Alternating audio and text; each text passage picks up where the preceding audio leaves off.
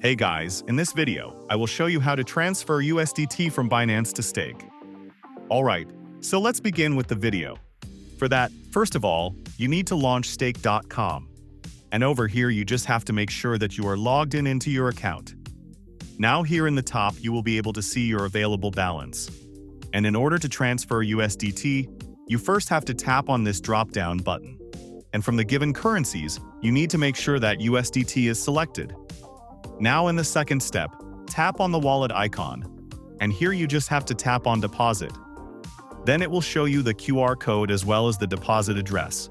So here by default, it will give you the ERC20 network. But if you want to change it to Polygon or BEP20, then you can even change that as well. So let's say I want to have USDT based on the BEP20 network. So after selecting it, it has given me the QR code as well as the deposit address. So you need to copy it from here. Then go back to your Binance application and then log in into your account. After that, tap on the Wallets tab in the bottom right-hand corner of the screen.